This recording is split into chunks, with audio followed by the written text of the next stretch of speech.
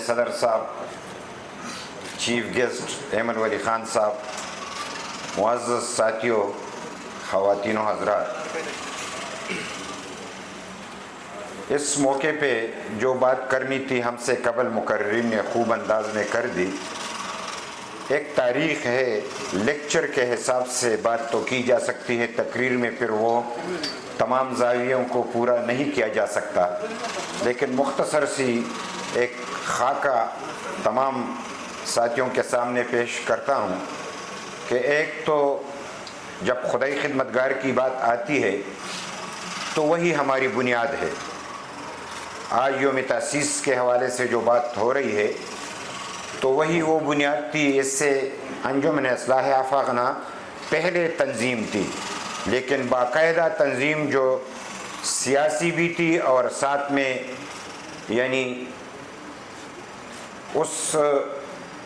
انجمن اصلاحی تنظیم کا ڈھانچہ بھی اس میں شامل تھا۔ تو باضابطہ طور پہ خدائی خدمتگار تنظیم کی بنیاد جب رکھی گئی تو اس سے ہمارا آغاز ہوا کہ اصلاحی بھی اور سیاسی بھی، اور اس بنیاد پہ چلتے چلتے بہت سارے واقعات آپ لوگوں کو خود یاد ہیں، لیکن جب پاکستان بنا تو اس بنیاد پہ ہم بات کریں گے کہ باچا خان کی تو ایک کامیابی جو سب کے سامنے ہے، جو کسی کو نصیب نہیں ہوئی، وہ یہ تھی کہ اس نے جو جدوجہد شروع کی تھی کہ ہندوستان کی آزادی کے لیے، تو اس میں سب سے زیادہ قربانی خدائی خدمتگاروں نے دی، یہ ریکارڈ پہ ہے۔ اور اس طریقے سے خدائی خدمتگاروں کو پابند سلاسل کیا گیا کہ ہماری جو سب سے کانگریس کی بڑی پارٹی تھی، ان کی تعداد ہم سے کافی کم تھی۔ ہمارے 15,000 ساتھی پابند سلاسل تھے اور ان کے 5,000، اور باقی تو خدا خیر کرے، اللہ اللہ خیر صلی اللہ، باقی تو کوئی جیل جانے والا تھا ہی نہیں۔ نام تھے، پارٹی تھی، لیکن جیل جانے والے لوگ نہیں تھے۔ لہٰذا باچا خان کی سب سے بڑی قربانی انگریزوں کو یہاں سے بھگانا، پختونوں میں شعور پیدا کرنا اور آزادی کی نعمت کو حاصل کرنا، غلامی کی زنجیروں کو توڑنا، اس سارے سلسلے کو جب آپ اپنے سامنے رکھتے ہیں تو یہی پاکستان جو آج ہمیں نظر آ رہا ہے، اس میں کلیدی کردار جو ہے وہ خدائی خدمتگاروں کی اور فخر افغان باچا خان اور ان کے ساتھیوں کا ہے۔ اور وہی سلسلہ انگریز تو جو ظلم کرتا رہا، جو ہم پہ پابندی لگاتے رہے، وہ تو کوئی بات ہی نہیں تھی، کیونکہ ہم تو ان کے مقابل میں کھڑے تھے۔ لیکن جب پاکستان بنا تو اس بنیاد پہ میں پارٹی کے حوالے سے کہ خدائی خدمتگار تنظیم پہ پابندی جب لگی، 48 میں خدائی خدمتگار پہ پابندی لگی، ہم تو NP کی بات کرتے ہیں اور نیب کی بات کرتے ہیں، اور اسی پہ ابتدا میں چونکہ ہمارے صوبے میں قیوم خانی تھی اور اس دور میں خدائی خدمتگار پہ پابندی لگی۔ اس سے قبل باچا خان نے پارٹی بنائی، پاکستان پیپلز پارٹی، GM سید ان کے سیکرٹری تھے، باچا خان ان کے صدر تھے، لیکن جب وہ جیل گئے تو اتنی لمبی جیل انہوں نے کاٹی کہ جب وہ نکل آئے تو پھر وہ پیپلز پارٹی بھی اس طریقے سے موجود نہیں تھی، اور پابندیاں بھی تھی، جیل بھی کاٹنا تھا۔ اور اس دوران جب نیب وجود میں آئی، نیشنل عوامی پارٹی، تو مشرقی پاکستان بھی ہمارے ساتھ تھا، اور وہاں سے باشانی ہمارے ساتھ تھے اور باشانی نیب کے صدر بنے۔ اور اس کے بعد پارٹی 1 سال کے بعد تقسیم ہو گئی، اور تقسیم بھی اس بنیاد پہ ہوئی کہ ایک ہم جو تھے، ہم تو قوم پرست تھے، لیکن جو خاکہ بنایا گیا کہ یہ روس نواز ہے اور وہ چین نواز ہے، لہٰذا اس پہ پارٹی تقسیم ہوئی، اور جو یہاں پہ قوم پرست تھے تو وہ سارے کے سارے روس نواز کہلائے، اور ولی خان صاحب ان کے صدر بنے، اور پھر اس پارٹی نے بڑی تقویت پکڑی یعنی اسی پاکستان میں سب سے بڑی پارٹی جب بنی تو نیب پارٹی تھی، لیکن پاکستان میں بڑی پارٹی کو چھوٹا کرنا یہ ان کا شیوا ہے. کسی بھی بڑی پارٹی کو یہ زندہ رکھنا نہیں چاہتے، نہ اس کی قوت کو برداشت کر سکتے ہیں.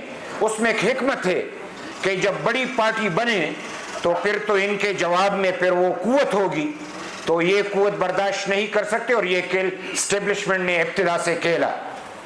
اور اسی ابتدا میں ہمارا جو کردار رہا، یہاں پہ فاطمہ جناح جب ایوب خان کے مقابلے میں الیکشن میں کھڑی ہوئی تو ولی خان صاحب اور نیب نے ان کا ساتھ دیا. اس لیے لوگ کہہ رہے تھے کہ ایوب خان تو پشتون ہے،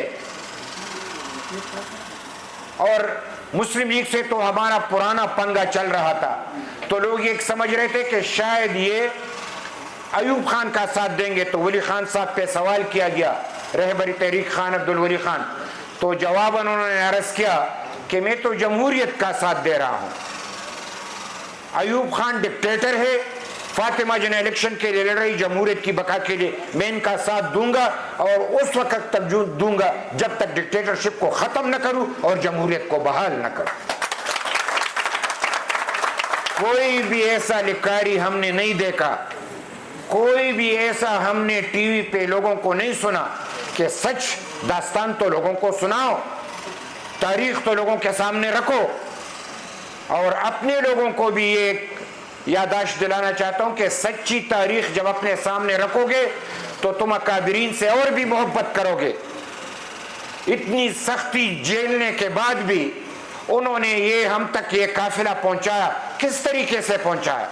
تو ولی خان صاحب پھر اس کا یعنی باچا خان کے بعد ولی خان صاحب کا کلیدی کردار رہا، اور ولی خان صاحب نے پاکستان میں وہ جمہوریت کی بقا کے لیے جو قربانی دی اور جدوجہد کیا، آج تک اس کا تاریخ گواہ ہے. یعنی سب لوگوں نے اپنے اپنے حصے کا کردار ادا کیا. فاطمہ جناح جب پشاور جا رہی تھی تو انہوں نے ایک شرط رکھی کہ اگر ولی خان صاحب وہاں نہ ہو اور صدارت نہ کرے تو میں جلسہ نہیں کروں گی. کسی نے سوال کیا تو انہوں نے جواب دیا کہ ولی خان صاحب اور ان کے نظریاتی ساتھی اس قابل ہے کہ ایوب خان کا مقابلہ کرے، ہم اس قابل نہیں ہیں، ان کو موجود ہونا چاہیے تاکہ ان کا مقابلہ کر سکیں. اور ولی خان صاحب وہاں پہ موجود تھے. الیکشن ہوا، فاطمہ جیت گئی، لیکن جیتی ہوئی بازی الٹ دی گئی. یہ ابتدا تھی پاکستان میں. لوگ آج ہم سے پوچھتے ہیں، اور فاطمہ جناح وہ ہار گئی اور ایوب خان جیت گیا. اور پھر فاطمہ جناح جس طریقے سے دنیا سے رخصت ہوئی تو پوسٹ مارٹم بھی اس کی نہیں کی گئی. اس کی اپنی کتاب میں بھی سب کچھ ہے. پوسٹ مارٹم ہوتا تو پتہ چلتا کہ ان کی لاش سے جو خون بہ رہا ہے کس طریقے سے بہ رہا ہے. لیکن یہاں تو سب کچھ ملیامیٹ کر دیا جاتا ہے. میں لمبی تاریخ میں نہیں جاؤں گا، ایمل ولی خان صاحب پھر یہ بات کر لیں گے، لیکن میں اتنا ضرور کہوں کہ پاکستان میں بڑی پارٹی کو چھوٹے کرنے کا جو طریقہ ہے وہ نیب کو انہوں نے اس لیے چھوٹا کرنا چاہا کہ یہاں پہ مزدور، کسان، یعنی کمیونسٹ، سوشلسٹ، قوم پرست، ترقی پسند، یعنی جو بھی زمین سے محبت کرنے والے لوگ تھے وہ ولی خان صاحب کے قیادت میں ایک تھے اور متحد تھے. ان کو بڑا ڈر تھا کیونکہ یہ تو کیپٹلزم نظام کے پیداوار تھے، ہم کیپٹلزم کے مخالف تھے. لہٰذا امریکہ نے پھر کھیل کھیلا اور یہاں پہ ایک یلغار کر دیا اور ہماری پارٹی کو تقسیم در تقسیم کر دیا، اور اس کے لیے کافی بہانے بنائے گئے. لیکن ہم تو ہیں ہی غدار. یہ لیبل تو آج کسی کو غدار کہتے تو وہ سوچتا ہے ہم تو پیدا ہوئے تو غدار پیدا ہوئے. لیکن ہم ایمانداری سے کہتے ہیں کہ یہ غدار جو باچا خان کے نظریے کے لوگ ہیں، یہ غدار نہ ہوتے تو آج یہ وفادار پاکستان میں رہ بھی نہیں سکتے.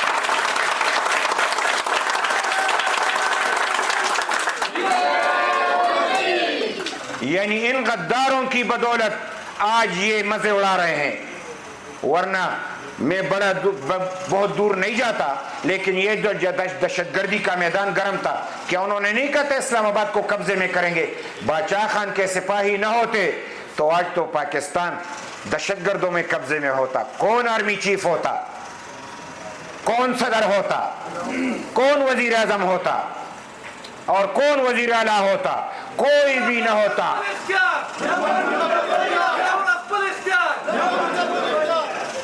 عزیز ساتھیوں، ولی خان صاحب کی جمہوری تاریخ کو اس پہ دو دفعہ پابندی لگی، ایک دفعہ 71 میں، دوسرے دفعہ 75 میں نیب پہ پابندی لگی، اور یہ پابندی چلتی آ رہی ہے مختلف شکلوں میں، لیکن پھر NDP بنی، اور NDP کے بعد آج ہم جو 38 سالہ جشن منا رہے ہیں، اور یہاں پہ ہم اپنی پارٹی کا وہ دن منا رہے ہیں جس دن یہ بنا تھا، تو اس بنیاد پہ ہم یہ سمجھتے ہیں کہ یہ ایک لمبی تاریخ ہے، اور ولی خان صاحب نہ ہوتے تو پاکستان میں ایک متفقہ آئین ہے، اور وہ اپوزیشن کے لیڈر تھے اور بڑے مضبوط لیڈر تھے۔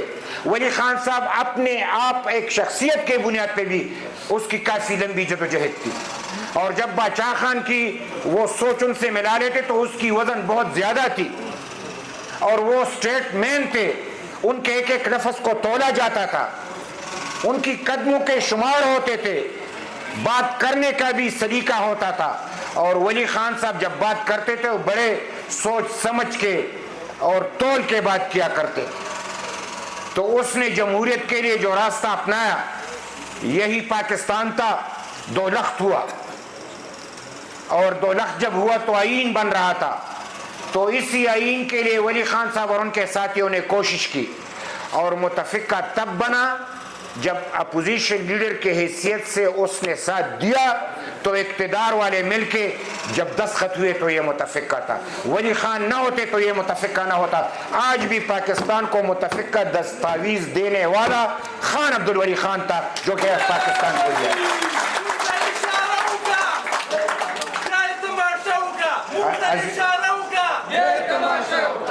یعنی باچا خان غدار نہ ہوتے تو پاکستان نہ بنتا، ولی خان غدار نہ ہوتے تو یہاں پہ متفقہ آئین نہ ہوتا۔ کہاں ہے وہ وفادار؟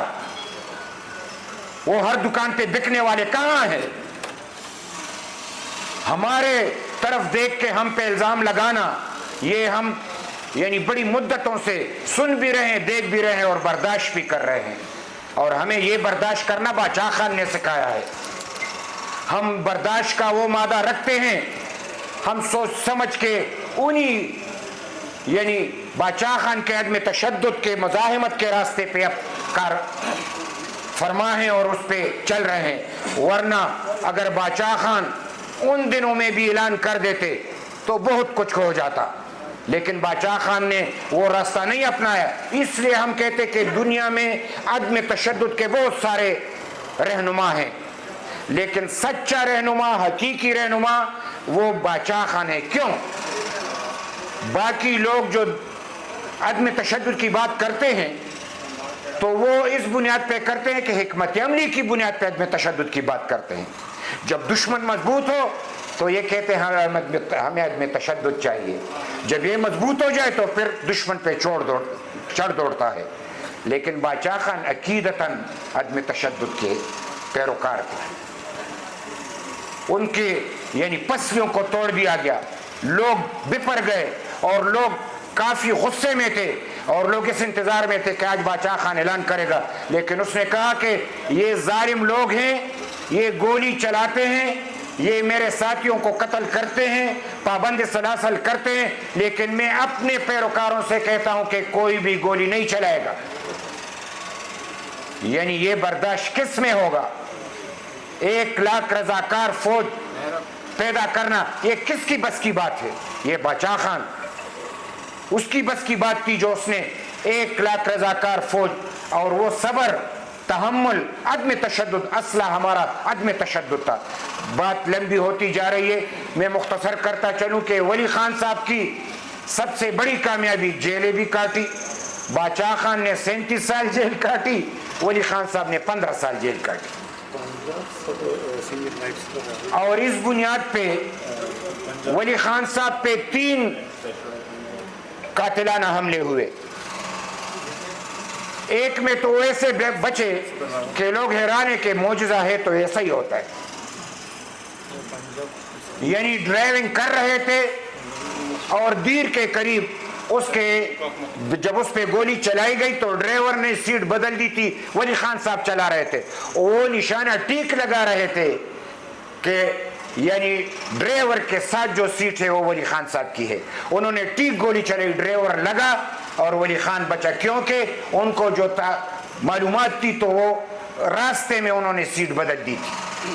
اور ولی خان صاحب کو جو لوگ تسلی دے رہے تھے اس نے کہا گولی تو اگر میرے لیے کوئی بنی ہے تو اسی سے مروں گا, میں ڈروں کیوں ڈروں. لیاقت باغ کا واقعہ سب کو یاد ہے, اپنے بچوں کو ہاتھ میں اٹھا کے آسمان سے گولیاں برس رہی تھی, ہیلی کاپٹر سے گولیاں برس رہی تھی اور لوگ یعنی میدان میں بھی گولیاں برسا رہے تھے. ولی خان صاحب نے انہی شہیدوں کو ہاتھ میں اٹھایا اور اس واقعہ کا ولی خان صاحب نے اپنے کتاب میں بھی ذکر کیا ہے. اور ہمارے چودھری شجاعت کے جو والد صاحب ہے ظہور الہی, چودھری ظہور الہی غالباً اگر میں غلط نہ ہوں, وہ ساتھ کھڑے تھے. تو ولی خان صاحب نے کہا کہ آپ تو جائیں, میں تو جا نہیں سکتا, میرے بچے یہاں پہ شہید ہیں, میں کہاں جاؤں.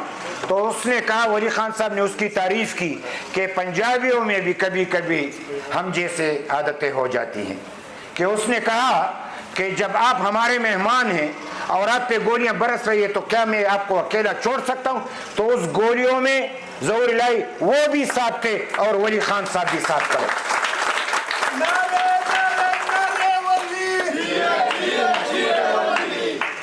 اس وقت بھی اگر ولی خان صاحب ایک نعرہ لگاتے کہ مقابلہ کر تو بہت سارے لوگ تیار تھے, لیکن اس وقت بھی ولی خان صاحب نے صبر تحمل سے کام لیا.